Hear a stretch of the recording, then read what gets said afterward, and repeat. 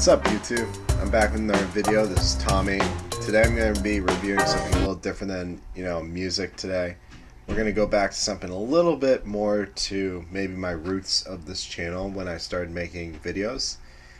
And originally in this channel I started reviewing PlayStation games that didn't get a lot of popularity, and also maybe Mac OS 9 games that were in their beta stage. And that was a very, very interesting topic, but what I want to do now is I have decided to stretch the idea of emulation a little bit differently. And what I mean by that is not like, not trying obscure on games or stuff like that. What I mean is actually the emulation process itself. So what I mean by this is, I guess I should actually explain a little bit of context. I recently purchased a Game Boy off eBay for a couple bucks. Pretty good condition. I might have to clean up, and in a future video I want to show the cleanup process, because even though it's in pretty good, working order, it has a lot I still have to clean up, cosmetically, and there's at least one issue with the speaker. So what I wanted to tie in with this is that while I'm waiting for it, I wanted a little system to play on, maybe on my way to class or something like that. And so I decided to actually look around me and see if there's anything I could probably run emulation on that's a portable handheld. And with me, I have three different devices. I have my iPhone, I have my iPod, and I have my Blackberry. And my Blackberry I have because, well, I was supposed to swap to that, well, at least temporarily, until my SE would be fixed. But my SE never really got fixed, and, it was a little too pricey, so I ended up leaving and staying with my 5C. So my Blackberry ended up actually staying in the drawer, and I basically didn't use it. And this is actually where the context comes in. I was originally going to actually use my iPod, but the problem with that is it can only run Game Boy, original Game Boy games, and it's in black and white. And the frame rate is pretty decent, but it's kind of, the gamepad's not the best controls. You got 5 buttons to work with, and some of them, since they couldn't fit in the whole combinations of keys, they made it so you had to actually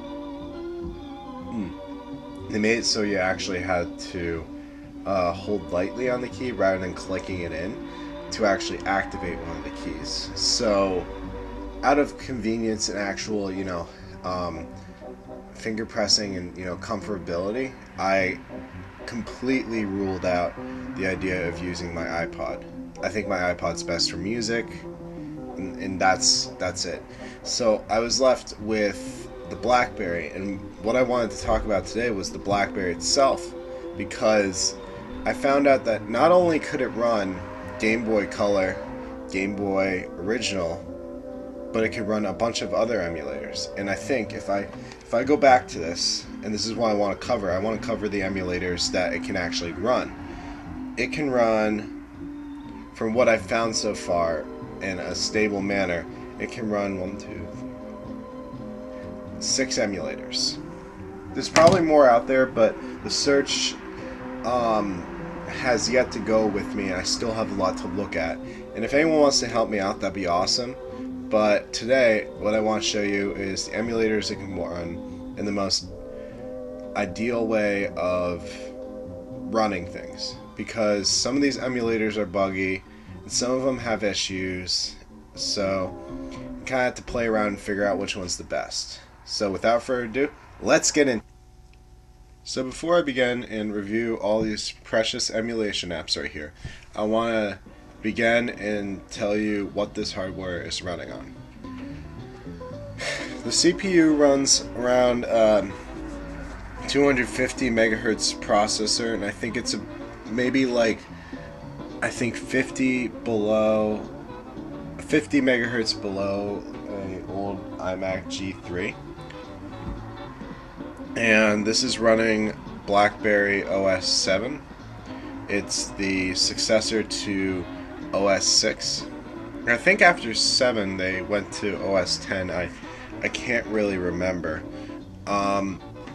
So anyway, what you do to download these is quite interesting. You'd think you get them all from the store, but what you do to get them is you download them as Java runtime files, and the specific files are actually under a different thing that not many people know about. They're called Java J2ME, also known as Java Micro Edition files, and they basically install on most mobile phones. And so as this is a mobile phone, it's capable of running J2ME applications. And what's good about this is it has a good compatibility. The only problem is sometimes the controllers can get messed up. So in some of these apps, they did not really fully end up, supporting the emulation the way they should. So first, I want to talk about P84 Forever. Now you might think this is maybe like a Texas Instruments calculator or something like that. No, this is actually something much more fascinating. This is a Apple II emulator.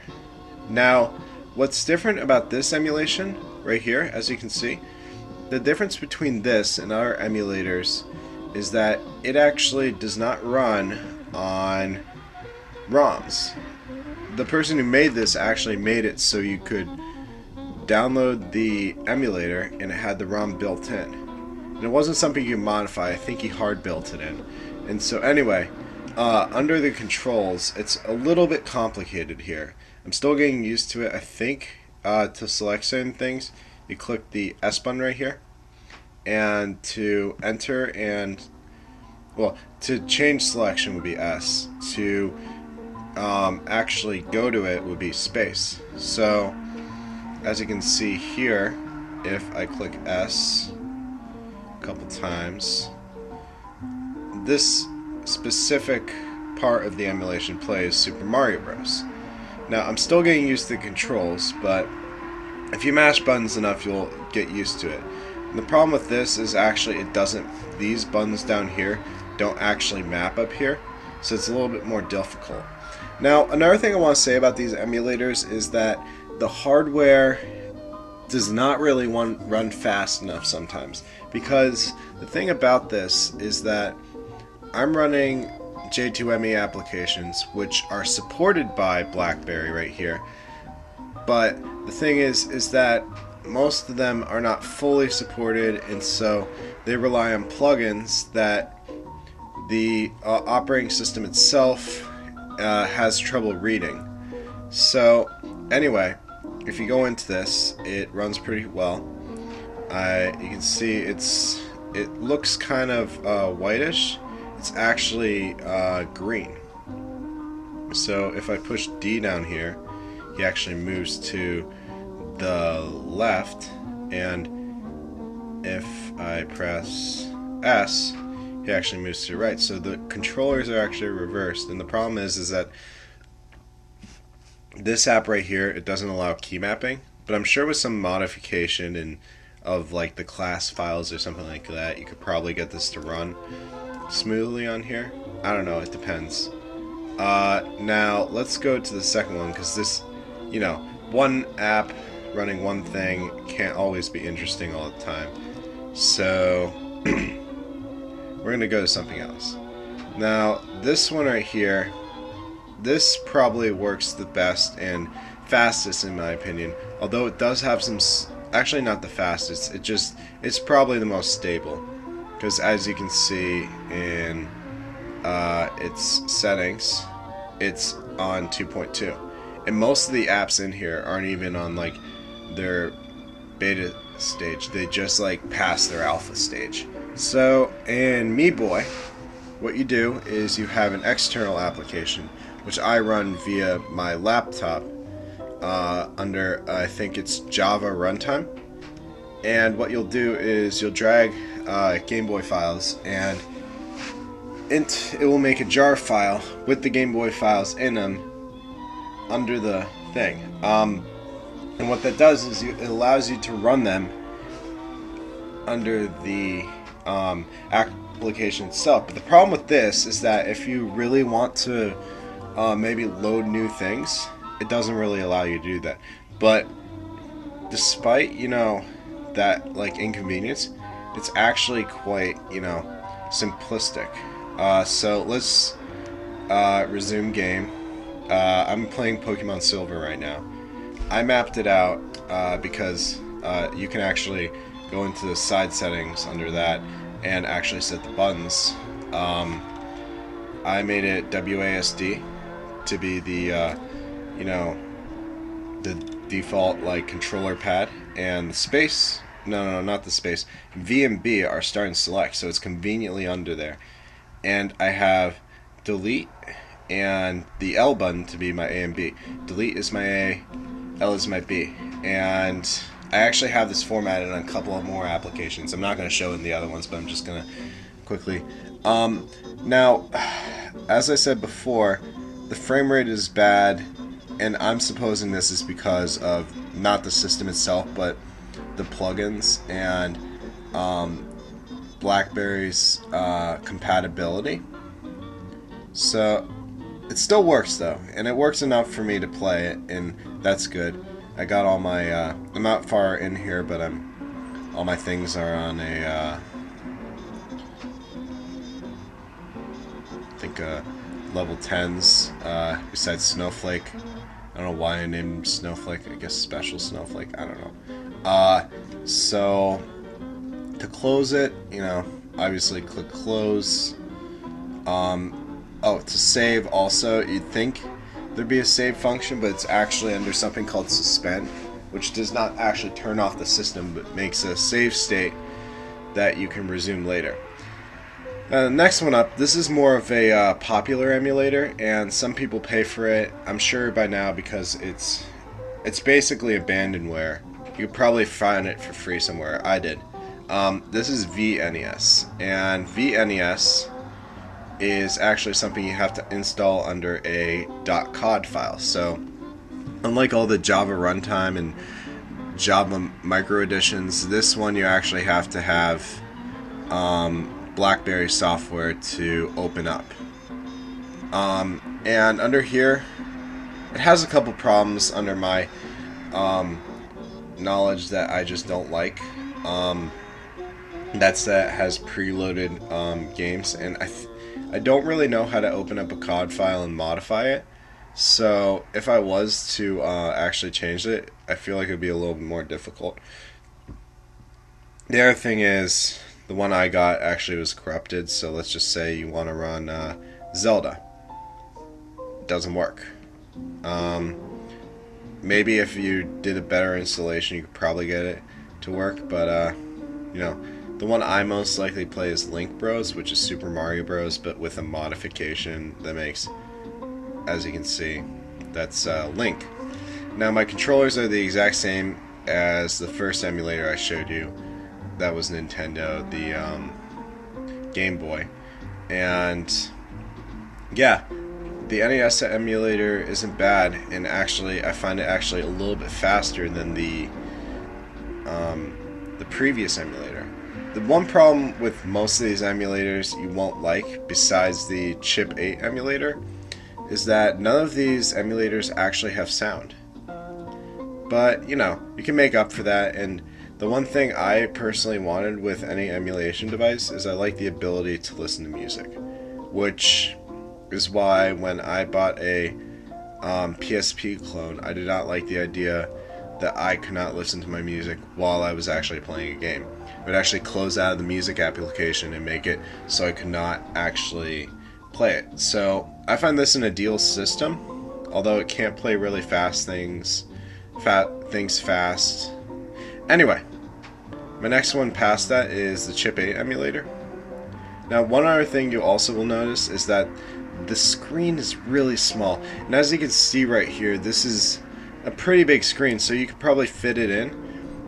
I feel if you did a little bit of modification, you could actually get this to be a little bigger, but I'm a little lazy. I don't know much about programming, so, you know, if it's running, it's running. That's all I need to care about. So let's just try hidden, for instance. You see it takes up even smaller of a space. The buttons are a little bit different. This one's a little bit more difficult. I don't know what this is. You can see all the tiles. I'm still getting this mapped out because I don't really play this much, but I just wanted it on here for demonstration purposes. If you look around the internet, you search Chip 8 J2ME download, you could probably find it. It's not that interesting, but you know, if you for some reason or another, if you really like Chip 8, you know, I'm sure you'll like this.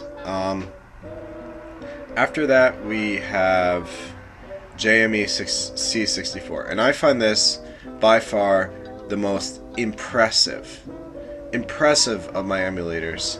And I don't run this either because, you know, I don't know anything about Commodore 64, and I saw an 8-bit guy video and he was all, you know, saying how he had to type different lines in, and I was like, oh, more lines. You know, I just like to open up something first thing and have it run perfectly. This thing runs perfectly, but it just, you know, as a Commodore 64, you know, I find the inability to immediately play a game or something that very inconvenient and annoying. Now, when it first starts up, there will be a, you can't see that, but it's a kind of Commodore 64 logo. What will happen is this screen will come up after a while, or if you just want to get there quicker, you will click the Blackberry button, click the menu when it's going on the boot thing. And what you can do, it's actually very, very smart. You can run current programs on here, all that. I think controllers are a little, you know, because it's a keyboard application, it's a little bit different. But you can also assign keys to a joystick emulation, which probably would help with that, but I haven't really tested any of the actual games out. This app is also made by the next app I'm going to show you, which this guy, I'm telling you, is a friggin' genius. He knows what he's doing. Jorg Jenk, he, you know, really made a phenomenal emulator here. You know, props to him. And what's also cool is this comes with a couple of, oh, sorry, sometimes I'll accidentally click the call button. It will actually come with a couple of preloaded apps. So if you go in here, see you have Bomber, Kickstart, this is Ultima. It was individual files. I wish it was all compressed together, but you know, I wanted to just have this just in case I was on a long boring trip or something. Just test this out and see if it works. I'm not going to show that because that's going to take too long, but if you have time and you have, you know, one of these sitting around the house, do this, I guess. Now, I think this was even more interesting. Well, actually, just equally as interesting. It's like, it's the combination of this application and the next one I'm going to show you after this one. This one does basically everything you need in a Game Boy application, except there is one catch. I'll show you that. So you can set all the joypad keys and all that. To play a game, you know, select here. So yes, this is probably the coolest thing about this.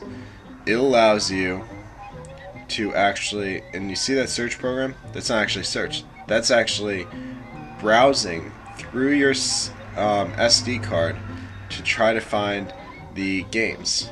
And that's something you really don't see that often in a J2ME application whatsoever. But they pulled it off. And so if you can see in here, I think the one that I think runs the best, and I'm just telling you, it's not that fast, but you know, still. I love Simpsons: The Escape from Camp Deadly. I used to play this all the time as a kid. We'll ask you a couple yes questions. You just need to click yes, and it will open up like this. Now, what's great about this application is it's probably the best one out there. in terms of stability. Well, not stability, but you know, just feeling like a console. So it fills up the whole screen. I was able to set the controls like last time. You know, gives you the whole rundown. But the problem with this is actually a little twofold. You see, it actually runs. Wait. Yeah, it actually runs way slower and is probably the laggiest emulator you'll probably ever play. You'll be, you know, hovering over here for a while when you know you don't normally do that. But by far, I like this the most, you know, in terms of having everything you need. So yeah, that's that application. And if you want one of these emulators, just ask me. I'll look it up or try to find the jar files, and I'll try to compress them or something like that. So after this, I want to show you one more emulator. This one is I accidentally put it in a different folder. Here we are, under games. Yeah, I downloaded this one recently because it's J2ME. It's really annoying. This is Cuteboy. Now, it's really not that cute, but I like this the most in terms of speed because, well, you'll see. But this is probably the most faulty of the emulators out there. And so, you know, let's just say you want to start a new game. I have Simpsons Escape from Camp Deadly on here. The biggest problem with this is this keypad all right here. You cannot set the frickin' controllers to get this thing to run right here. And not to mention that, look at this. Look how small that is. If you really think you can run this and enjoy looking at this side of the screen and just trying to ignore all this white right here, I don't know, you're probably crazy. So what I learned is if an emulator is normally known for its other thing, well, it runs on a different system, you will hold down Alt and it will run the numeric keys, and some of the functions will do that. So I button mash, space is actually a start button. There's some of the keys, I've clicked all the buttons, I still can't figure out how to throw spit wads and climb up trees. It's very tedious and very difficult, but overall in speed it runs almost like a regular Game Boy. And this goes to show that most of the emulators, they're not really slow because of the system itself. They're actually slow because of how they're run. And what this does too that sets it apart is that it has the ability to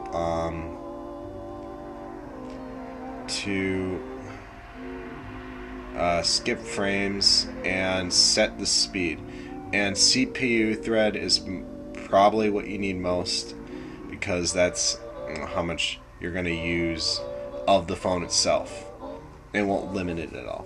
Now this may say set and show key right here, but these actually don't work on the system. I've tried. It doesn't do anything to calibrate your keys so these work properly with the system.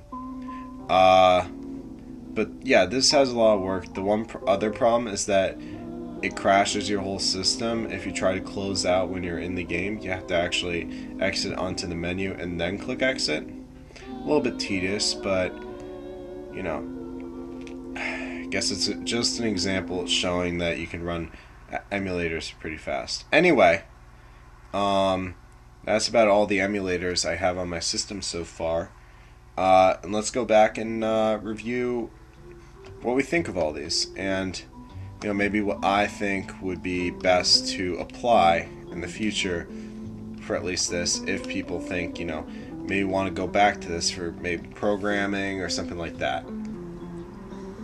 So in all, if maybe you don't have an Android, you have an iPhone, and you don't want to sideload because you know it's going to crash eventually, or you don't want you want to work with a numeric keypad, or you want to work with maybe like physical buttons, this would be a good option. Unfortunately, I cannot recommend this because of the speed, and you'd think speed would not be that big of a problem, but speed really, makes immersion into the game and understanding, maybe the storyline of the game or how it actually feels. It really ruins that. And it actually sometimes becomes a task. I remember when I was playing Pokemon Silver, I would just sit in the car. I was half asleep, and I'd just be sitting there like, all right, level up, move around, level up. And I didn't really feel like it was actually interesting. And so what I do want to say about this, and what you can learn from probably these, is that it may not be the best for full-blown emulation, but I really think it has, the ability to run better emulators and maybe do more, as maybe a cheap console, maybe like a waitlist thing or something like that.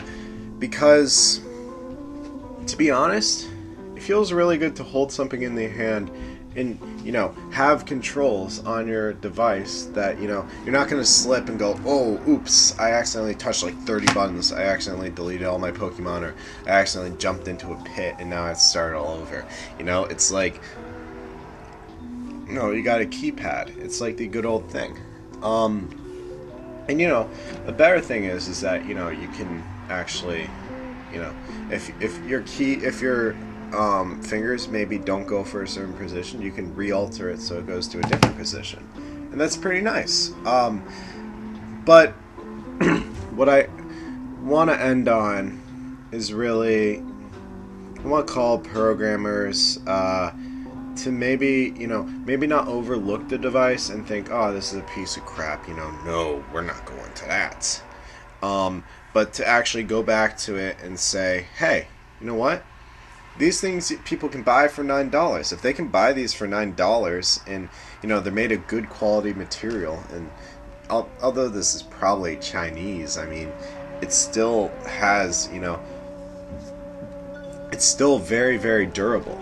And, the fact that it's durable, and the fact that, it doesn't fall apart, the screen doesn't break all the time, all that, that kind of does, counter over all the other things. Because maybe I can buy a $10 Android at, a Kroger near me or something like that. But, I know it's going to break within like a month or two. So it's not really, it's going to work for a bit. It's just not going to work as, well on this. So, if maybe the people who are developed JMEBoy or something like that, maybe go back on the project, we'd have more to work with as a sort of emulator that can run games and maybe turn something that is seen as obsolete into something that